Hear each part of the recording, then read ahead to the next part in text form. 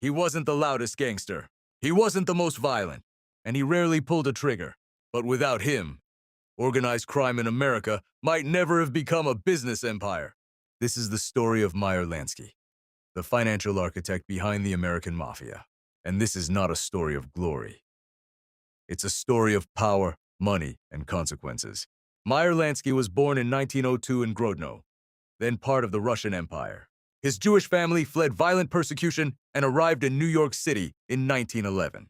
They settled in the Lower East Side, a neighborhood filled with poverty, immigrants, and street gangs. Young Meyer quickly understood one thing. Money meant survival. Unlike other kids who fought with fists, Lansky fought with numbers. He wasn't physically intimidating. He was calculating. And in the streets of New York, intelligence could be just as dangerous as violence. As a teenager, Lansky formed a partnership with a young Italian named Charles Lucky Luciano. This partnership would reshape organized crime in America. At a time when ethnic gangs stayed separate, Lansky believed in cooperation. Business over prejudice.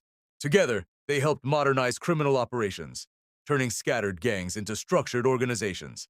Later, Lansky also formed close ties with Benjamin Bugsy Siegel, a man known for charm and brutality. But while others sought attention, Lansky preferred to stay in the shadows. Here's where Lansky became different. He didn't want headlines. He wanted control. He specialized in gambling operations, casinos, offshore accounts, hidden money channels. Authorities believed he helped build major gambling networks in Florida, New Orleans, Cuba, and Havana.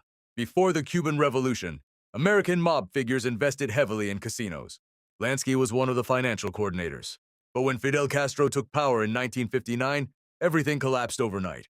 Millions were lost. The empire cracked. Media often called Lansky the mob's accountant. But that title oversimplifies reality.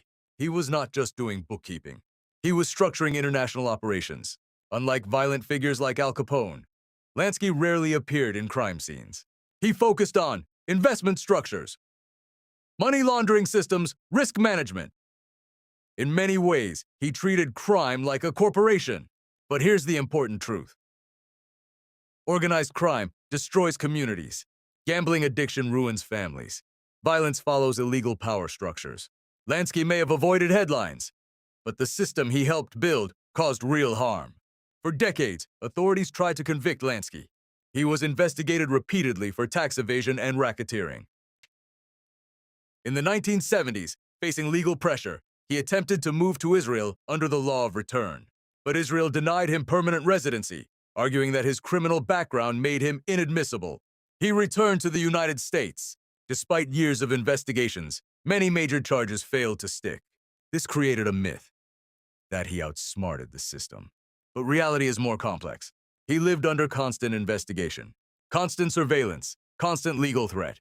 That is not freedom. That is pressure. Some portray Lansky as a nonviolent businessman. That narrative is misleading. Even if he didn't personally commit violent acts, organized crime structures depend on enforcement.